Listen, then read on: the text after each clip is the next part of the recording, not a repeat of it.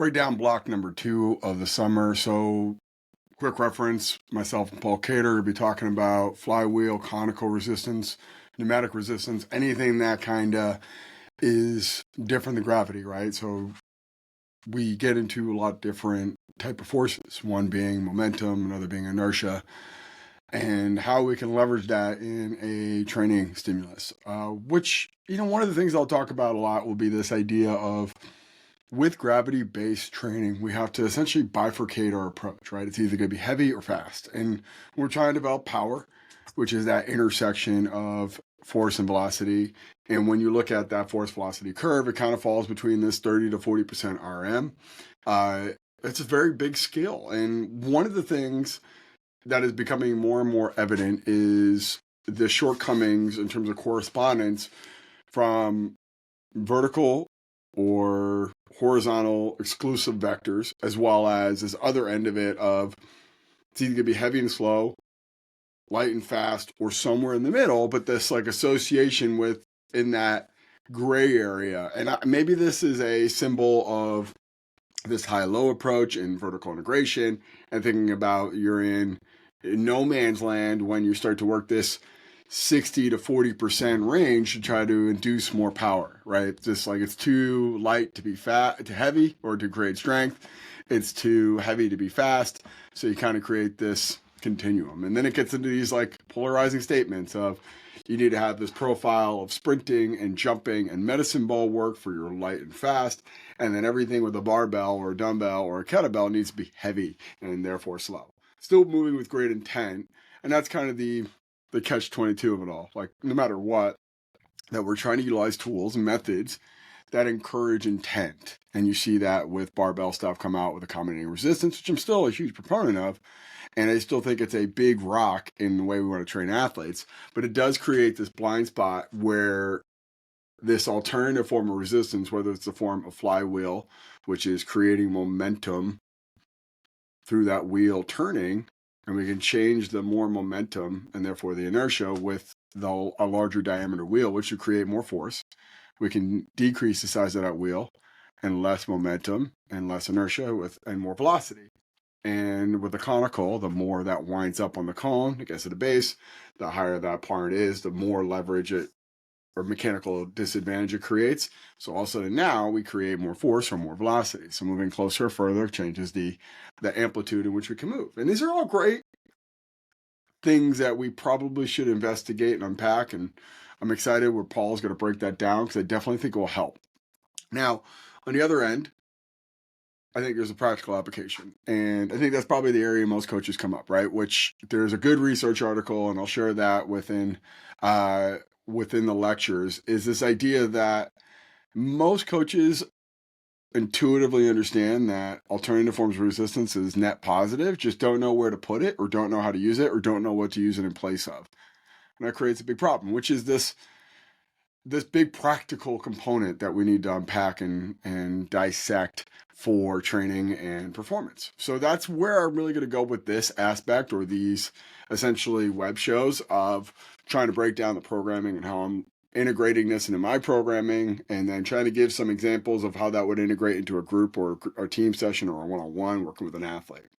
So I just finished a block with high rate of force development eccentric, so fast eccentric, a little bit heavier, a little bit more force oriented. Now I'm trying to keep that momentum metaphor intended towards faster and a more potentiating strategy, right? So from a flywheel perspective, I want to use a smaller diameter wheel. From a conical resistance, I want to get a little closer. I want to create a little bit more amplitude or speed.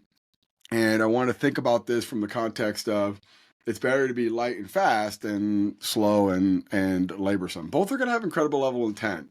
One of the research articles I'll cite a lot throughout this whole experience is this idea that eccentric overload is interconnected with work, right? So the more I'm working, so force times distance, the more eccentric load there will be.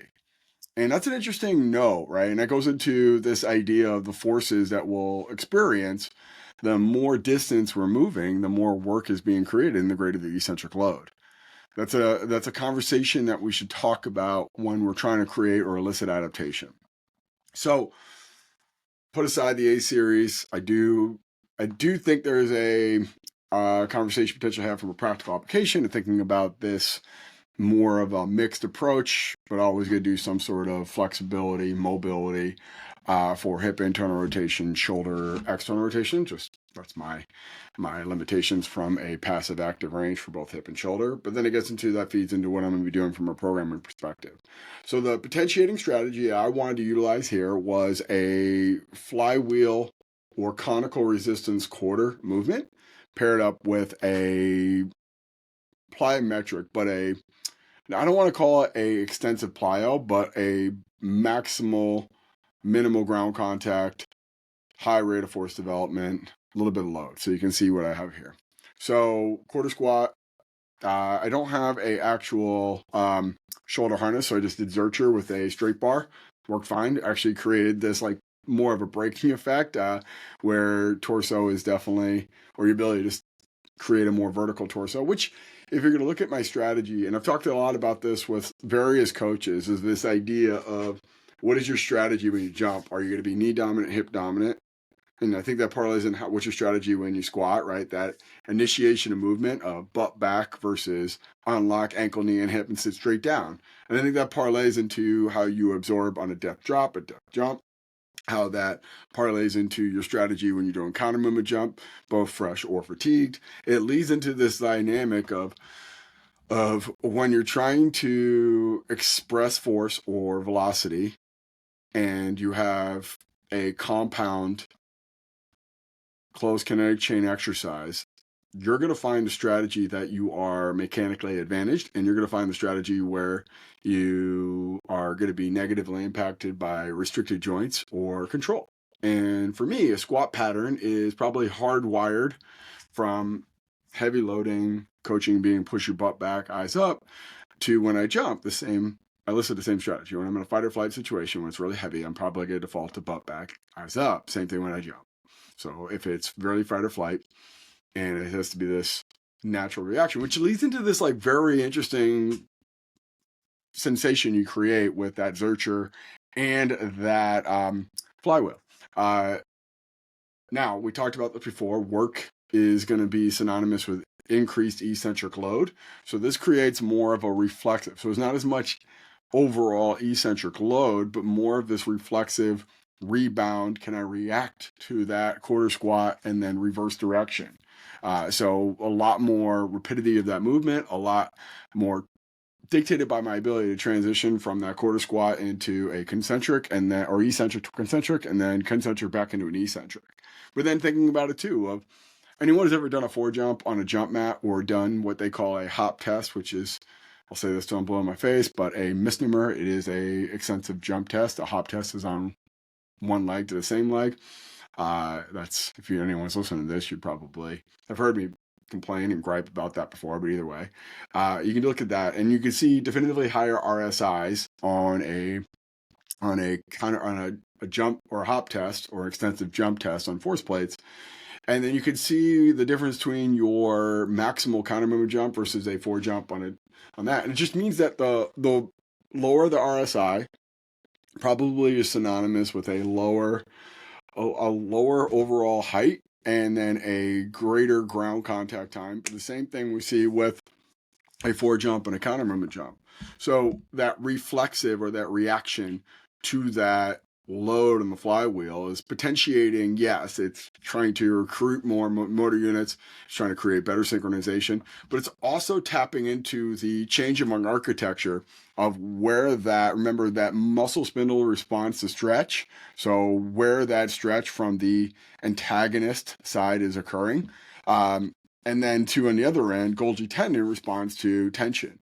So if I look at it from that reflex arc that I'm stretching, that sends some sort of impulse towards my central nervous system. That sends some sort of reflex arc back. All of a sudden, now I create adverse amount of tension, sends another reciprocal inhibition message. So all of a sudden, now that effect becomes dampened, and I spend more time in the ground.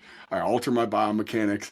I don't have as much separation from the ground, which is a teachable thing, and there's hardwired. I've been lifting heavy and with bad technique for a long time in my life, so trying to re-engineer that pattern in a fight or flight situation.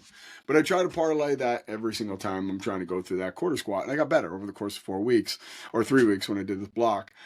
Just to seeing what that, and you cross-reference that to a counter movement jump or not counter movement jump. So what I do with strength deficit, or you look at it from an extensive plyo, like looking at a hop test on the force deck with vault. And you can see your RSI go up over time, and that's a clear indication that you are creating a different type of change, right? So that like fatigue response, you can see that with potentially higher resting heart rates or higher HRVs in the following day or the day after. You can see that with a drop in performance from the beginning of the week to the end of the week, or you can see it just from the residual fatigue effect from 1 week to the next. But you should see in general a little bit of difference, hopefully up and to the right, with things that are spending less time on the ground and hopefully having better absorption rates when you do something like this, which I did, right? So my extensive jump test went up over the course of 3 weeks. Heels elevated back squat, and I will not disclose that information. It's not impressive. It just went up. That's all you need to know. It was better than what it was, which is a positive stimulus. Anecdotally, it worked. Then I did a little myotatic work. I like the chains because it just gives me some feedback. It allows me to react to that load, but it's down controlled, get to that top of the thigh parallel, and then boom, bottom out. And then I did the same thing with versa pulley squat to row, and then looking at it from the next level there. So let's go into an example on my second workout. A little bit different for upper body stuff. I find you got to be a little bit more creative, or there's limited by my trunk stability and my ability there, but it still kind of leads into the same thing of like the limitations of multi-joint compound movements or always close connect chain movements are always going to be there, right? We just know that we're not wedged into a machine, and we're not trying to express force with a targeted joint or tissue. We're just trying to control ourselves in space, and our mechanical advantage and disadvantage, our balance, our proprioception, our strength, our force, our length, and our velocity profiling all has an impact. But a versapulley rotational press paired up with a plyo push-up. So I basically turn and press, try to get as explosive into that press as possible, 10 each side, and then I finish off with a little plyo push-up. I was continuous on this, so I try to spend minimal time, so boom, boom, like 3 violent punches, reset. The thing that you'll find a lot between like doing a upper or lower, it's just not as physically taxing, so the need to like rush, having good rest periods like you see here, 60 seconds for me is pretty good. I'm not that fast twitch, so if I have like a really explosive athlete, I'm probably going to get up to 2 to 3 minutes. I might get a 15 to 30 second break between B1, B2, especially if it's leading into a negative performance. But remember, I'm a very below average athlete and I'm a little bit older, so I'm probably there. And then I did another myotatic chain bench with down control, control, control, boom, drive out, and then finish off with something light and fast. If it's important, you should do it every day. All right, let's look into our third practice here. So I broke it down a little different. I did a flywheel paired up with a broad jump, again, continuous. So this one would be not a penta, but a whatever the Latin form of 3 is, trenta. So a trenta jump, which I guess the only reason why I know that is because of Starbucks. Thank you, Howard Schultz. Flywheel RDL, trying to get momentum. Boom, a little bit more range of motion than what I was doing on the quarter squat, but top of the knee to belt, up and down, up and down, up and down. Just try to be reactive. Like, don't let that gooey absorption at the bottom or the top. It should be, I'm pulling like I'm trying to rip that tether. When I get to that top of the knee, right back up. Like I'm just reacting violently. Rack pull, I use chains. Mostly for compensatory acceleration. No real eccentric load there, but I probably could have played around with some clean pulls, but then it kind of turns into this tap and go. I just find it kind of gets ugly quick. So maybe a swing, maybe something a little bit different. I do have a 45-degree back extension coming, so I'm excited about using that with maybe some cable column because I have that little like turnstile there.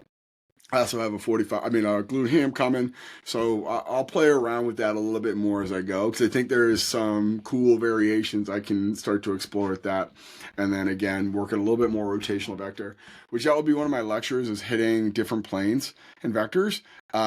This vertical column, more upright. So there's like a lot more variations that you get into. So this just completely detach from what you think is standard boilerplate training and focus on what's in front of you, getting your athletes really ready to go. Which there's a lot of research to show the benefits of flywheel and unconventional strength training, and corresponding from not only just a direct skill, right, throwing faster, jumping higher, sprinting faster, but there's another aspect from the decelerative components and things that are potentially more correlated to performance, like time of change of direction, decelerative to accelerative transitional time, decelerative to transitional time from a various angles. So the greater severity of the angle, the more impact eccentrically. So if I'm doing a 90-degree cut is less than a 180-degree cut, right? Because I have to reorient my body, and now that turns into a big impact and almost completely turning around into another direction, just a lot more challenging in the system versus the curvilinear pattern, right? One of the things that I think is often misunderstood is the eccentric force for curvilinear running. So running at an angle, you just have a lot more eccentric load on that leg that's inside. So if I'm doing an S run, then if I'm dipping my right shoulder, I have a lot more load. I'm basically doing a single leg squat. And one of the areas that I always focus on with change of direction is your shoulders are going to be either facilitative or restrictive to you change your direction more efficiently. So if I'm doing a power cut and I'm trying to stop with my outside hip and my shoulder inside of that hip, I'm going to have a lot more potential versus if my shoulder gets outside of that hip, I have to manage the momentum. Now with a curvilinear pattern, you're essentially just like a motorcycle around a speed track where they're leaning their shoulder to create more of a whip effect going through that turn. It's just different, but it's a lot more eccentric force. It's just not as aggressive on the tissues or that. It's just on different joints. You might get into that fifth metatarsal a bit more. You might get that heel a little bit more into inversion, relatively speaking, to an everted position, or vice versa. It's just a lot more nuance, I guess, is my whole point. With that being said, is now I'm back to an upper body day, so I'm trying to prepare for pull up. The other part, I should have mentioned this through all 4 days. You can look at bar speed, or you can look at external load on your C series, right? So let's say that I can't really quantify, and I'll talk about this with my second lecture. Let's say that I can't quantify flywheel as well as I want to, right? It's just a hard thing to do. And one of the things that they'll talk about within flywheel, it's less about load, it's more about speed, right? So the intensity is governed by how fast it is as opposed to how much weight there is, because the wheel is momentum based. I can pull that thing really slow. There's not a lot of force, but if I start pulling as fast as I possibly can, that's going to be synonymous with inertia and more external load. Just thinking out loud here. But when you're going, it's not this intuitive thing that you can explain quickly. Athletes aren't going to realize what's hard. They feel it, but they don't have a direct objectivity about it. That's where you start to push the objectivity later. Right. So this idea between looking at, all right, I'm doing this as a potentiating strategy, whether it's in B1, trying to make B2 a little bit better, like I'm doing with a counter movement jump or a broad jump, I can, yes, cause and effect relationship. The better potentiating strategy I have from B1 to B2, I should be jumping higher, jumping further, right? Maybe I'm doing a med ball throw and I have a radar gun and I can see how fast I'm throwing a 5 kilo med ball.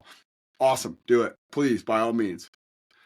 Maybe I'm trying to look at, I'm getting up and over a hurdle. Maybe I'm doing some sort of plyometric bench. There's a lot of ways to quantify B2. Sometimes there's not. Or sometimes it doesn't make sense in a group environment. That's when you sort of think, I'm trying to see a potentiating effect, not just in B1 to B2, which is probably where the most of that is, but we're thinking more of a contrast training, thinking about that potentiating a stretch should have some sort of residual going into C1. So if I have a potentiating strategy going in from that direction, loading up my lats, loading up my serratus, loading up all the tissues that would prevent this shoulder flexion or lumbar extension, and then parlaying that into a pull-up, okay, now I have a different thought process, which you can see, right? Like what is my speed or amplitude as I pull up, Or what is my potential load I have with external load?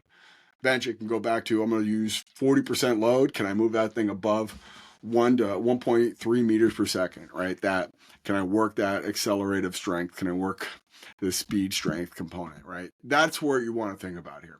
So the program wise, great. I had fun. Spinning that into work capacity this month. So, because just for me, body compositional focus at this point in my life, but hopefully I can leverage an intensification and have a little bit more neural potential when I do these more muscular endurance blocks. So I hope you guys appreciate that. Hope you guys will get this. I'll share the link on this workout. It's a good one. I think you guys would enjoy it. All right. Thank you.